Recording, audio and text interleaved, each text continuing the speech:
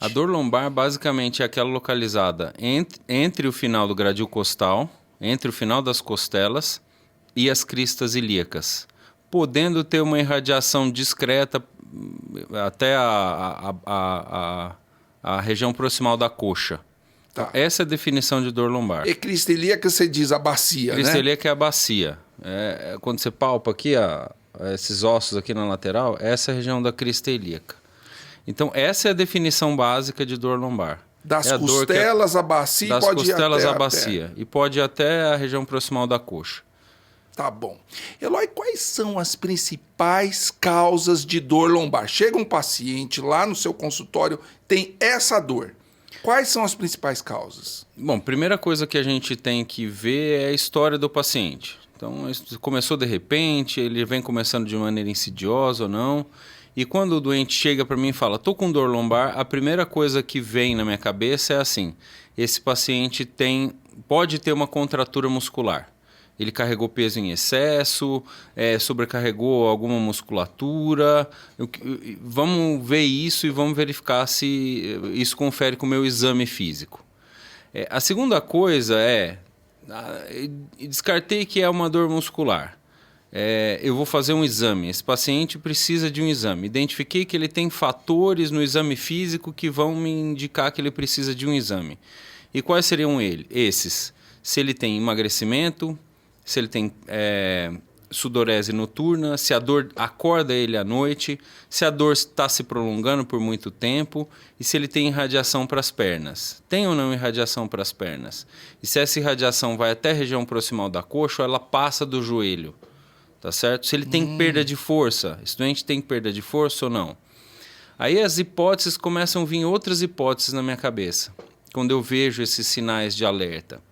Então, esse paciente, ele pode ter uma lesão ligamentar na coluna, ele pode estar tendo uma lesão ligamentar e não só ser uma contratura muscular.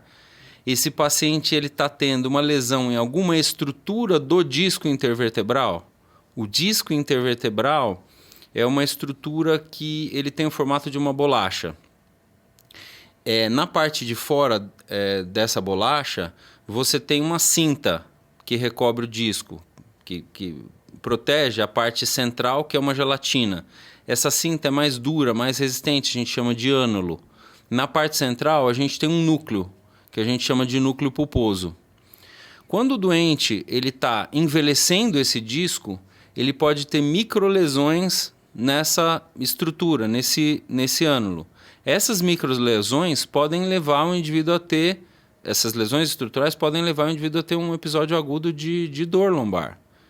É o que a gente chama de lombalgia aguda causada pela lesão do ânulo fibroso. Olha só. Fora isso, o indivíduo pode ter apresentado uma queda, ou ele pode ter uma osteoporose, ter carregado um peso em excesso e ter feito uma fratura espontânea, ou uma fratura relacionada à carga de peso na coluna. Sem saber que teve uma fratura. Sem saber que teve uma fratura. Isso é extremamente comum, mais na população idosa. E principalmente mulheres que são mais sujeitas a ter fraturas na coluna, fraturas de maneira espontânea. Outra estrutura que pode inflamar de repente pode ser as articulações atrás. Então a coluna é feita desse disco que está entre os corpos das vértebras e na parte de trás ela tem uma articulação que permite também o teu movimento entre as vértebras. Tá? Toda vez que você se abaixa, toda vez que você senta, toda vez que você está se movimentando, essas articulações estão se movimentando.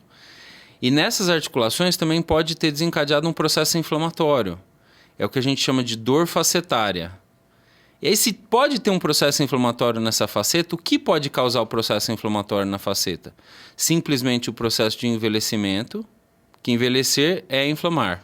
Então você inflama, desinflama, inflama, desinflama e envelhece ao longo do tempo.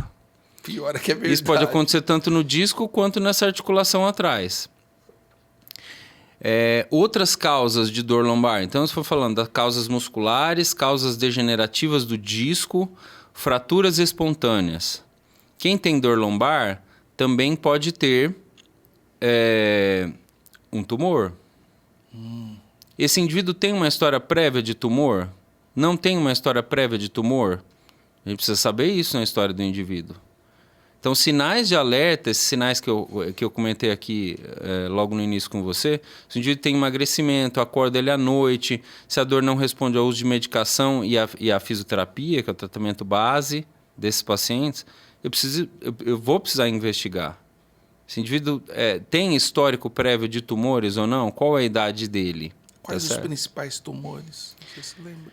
Então, a principal tumor que acontece em toda a coluna são metástases. São os principais tumores que acontecem na coluna. Isso eu estou falando, são tumores de outros locais que vão para a coluna. Quando a gente vai falar de tumores primários, aí abre uma gama muito grande de lesões. Osteomas, osteoblastomas, condrosarcomas, enfim, uma série de tumores. E a gente basicamente vai dividir eles em tumores os primários. Primários quer dizer aquele que nascem na coluna, de evolução benigna e tumores malignos de fato. Ou seja, um sinal de alerta, o indivíduo ele acorda com a dor, tem sudorese, emagrecimento, você já fica atento para a ocorrência de tumores. Dores que acontecem no período noturno, que eventualmente podem se manter quando o indivíduo deita ou tira a carga da coluna.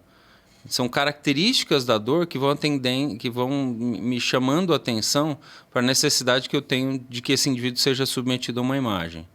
E se essa dor é muito prolongada, tratei clinicamente, ela está durando aí mais que 2 a 4 semanas, você fazer uma investigação é mandatória. Outras coisas que podem causar dor na coluna também são doenças reumatológicas. É muito comum você ter episódios esparsos de sacroileite, principalmente na população jovem. O que é sacroileite? Sacroileite é a inflamação da articulação que fica entre o final da coluna, que é o sacro, o osso final da coluna é o sacro, o cóccix, e a bacia. Então, a sacroileite ela é um indicativo inicial de uma doença, muito inicial, de uma possível doença reumatológica futura, que é a espondilite anquilosante.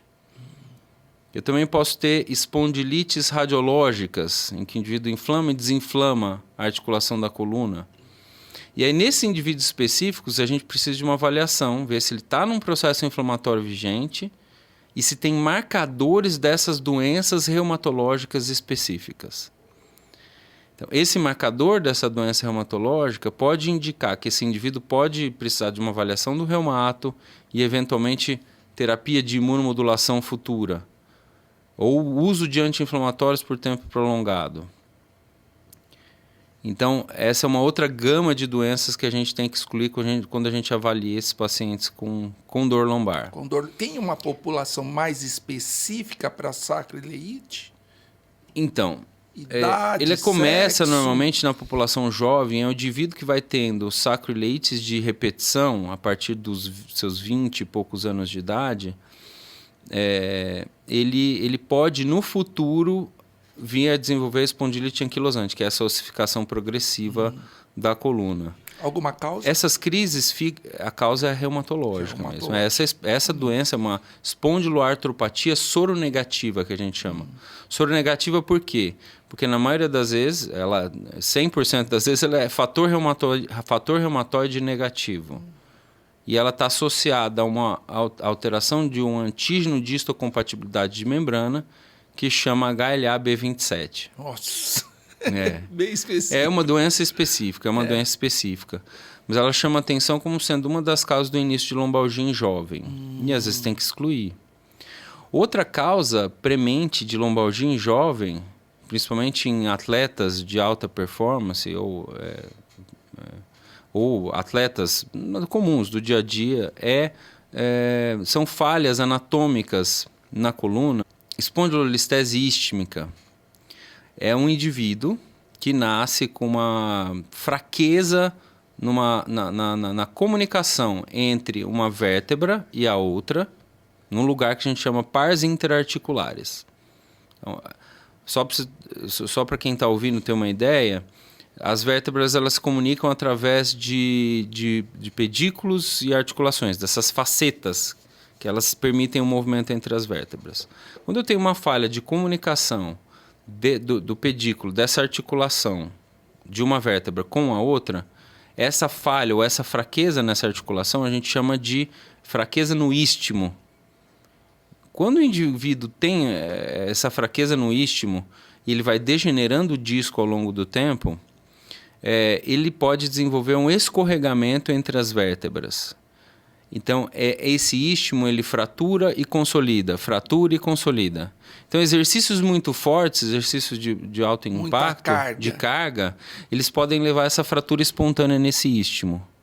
Então, é um indivíduo que já nasce com essa predisposição, mas isso vai piorando ao longo do tempo, na espondilolistese ístmica. É possível identificar um indivíduo que não pode praticar esportes com muita carga, ou isso você só percebe a hora que você faz o diagnóstico? Você percebe a hora que você faz o diagnóstico. Ainda não é possível. Isso eu estou dizendo na situação de espondilolistese ístmica.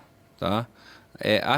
Essa questão em relação à hérnia de disco, degeneração do disco, etc., é outro tópico. Mas eu recebo, por exemplo, muitas vezes no meu consultório, aquele indivíduo jovem, tem aí seus entre 10 e 25 anos, que ele apresenta um quadro de lombalgia aguda. Ah, doutor, estava lá fazendo exercício físico, estava jogando tênis ou estava fazendo ginástica e tive um episódio súbito de dor. Aí, pode ser contratura muscular? Beleza, pode ser contratura muscular. Mau jeito. Pode ser uma lesão de ânulo? Beleza, pode ser uma protrusão, uma hérnia pequena que fez com uma lesão de ânulo. Então, lesou o ânulo, saiu um pedaço de hérnia. Mas a gente tem que sempre lembrar da espondilolistese ístmica. Nesses pacientes jovens que têm essa crise de lombalgia aguda. Aí você faz a ressonância ou faz o raio-x, vai lá, tem a falha na pars interarticulares e a ressonância mostra que você tem uma alteração de sinal naquela região da comunicação, mostrando microfraturas recentes. E aí o que você vai fazer? Esse indivíduo você tem que botar em repouso por um tempinho, tem que consolidar. Às vezes até a gente põe um colete e o indivíduo melhora, entendeu? Então, só para entenderem, existe uma gama muito grande de doenças que podem causar dor lombar. E eu gostaria de citar mais uma questão, que é diferenciar se essa dor de fato vem da região lombar ou se essa dor vem de algum local que está mascarando o que está dando a dor lombar. Por exemplo, o principal local é o quadril. Então, frequentemente eu recebo indivíduos que têm um quadro de dor lombar baixa e junto tem uma irradiação para essa região proximal, glútea, aqui até a raiz da coxa, que nem eu falei lá no começo, na definição de dor lombar. Aí eu boto esse cara na mesa de exame, vou examinar ele e eu vejo que ele tem, muito provavelmente, não uma doença na região lombar, ele tem uma doença no quadril. E por que a gente fala dessa... E por que o quadril ele se confunde muito com a região lombar, né? Nas queixas? Primeiro porque eu tenho uma musculatura robusta que sai da coluna e se insere no quadril. E ela vai permitir com que o quadril tenha movimento, com que o tronco tenha movimento. Então, frequentemente, a doença no quadril ela pode levar a uma dor muscular nessa musculatura robusta que sai da lombar. Então, o indivíduo tem uma doença no quadril, mas você vai examinar, ele está com muita dor lombar. Ele tem essa musculatura toda da região perilombar, robusta que eu falei, toda contraída. Mas ele tem um problema no quadril. E outro motivo também é que, apesar da dor no quadril, da dor na coluna lombar serem regiões, uma dor preferencialmente somática. O que é somática? É uma dor que não é relacionada às vísceras, aos órgãos internos. Então, normalmente essa dor é mais localizatória, é mais localizada. Você consegue localizar essa dor que a gente chama de somática. Só que se você for ver qual é a representação cortical da sensibilidade da musculatura do tronco e da musculatura do quadril, no córtex cerebral, ou seja, quanto de neurônio que percebe a dor aqui na cachola a gente tem... Porque para perceber a dor, o cérebro tem que identificar. Não é porque dói aqui. Não é porque dói aqui, exato. O cérebro tem que identificar. Então, se você for ver o tanto de neurônio que tem direcionado a essa percepção somática dessa dor, do tronco e do quadril, ele é muito menor, por exemplo, do que o tanto de neurônio que tem direcionado para a percepção somática da mão. Do dedo, da língua. Da ponta. Então, a língua, que a gente tem muita sensibilidade nas mãos e na língua e tudo, na cabeça até, mais do que no tronco, entendeu? Se a gente for ver lá o tal do homúnculo de Penfield, que é o tanto de neurônio que o indivíduo tem relacionado a isso. Então, a gente tem que ter isso em mente. Por isso que não é tão fácil localizar qual é o fator que está causando a dor naquele momento. Além de não ser tão fácil, às vezes o cara vai tendo lesões e não consegue identificar essas lesões através da dor. Né? Exatamente. E outro fato que é extremamente comum também, eu falei da lesão do disco, da lesão da faceta, da lesão da hérnia, etc. A gente identifica muito o paciente que tem essas alterações degenerativas e esse paciente não sente dor. Exato. Não sente dor por quê? Qual é o limiar de dor desse paciente que eu estou avaliando?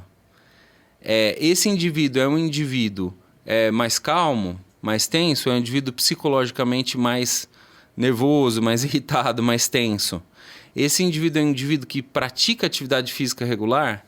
Então, ele libera muito endorfina, muito hormônio de prazer. Então, se ele faz isso com regularidade, ou ele faz atividade moderada, ele tem um limiar de dor menor. Então, ele vai passando por um processo degenerativo sem dor. Aí, quando você identifica... Mas isso é muito pessoal. Isso é muito pessoal. É como a variabilidade que existe fenotípica na população. Quer dizer, um tem olho... Um é careca, um tem cabelo, um tem olho claro, um tem olho escuro. E um sente mais dor. Um é negro, outro é branco, outro sente mais dor, outro sente menos dor. Há uma variabilidade individual.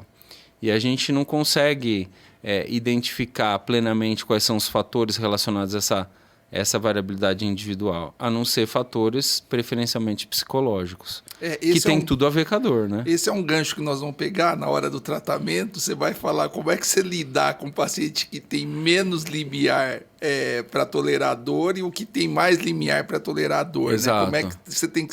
Como é que você lidar com esse tipo de problema. A gente vai falar isso na hora do tratamento. Né? Isso é importante. Fala. Pode continuar. Então, assim, é importante a gente identificar que há uma variabilidade muito grande de causas na hora que a gente vai fazer o diagnóstico causal da dor.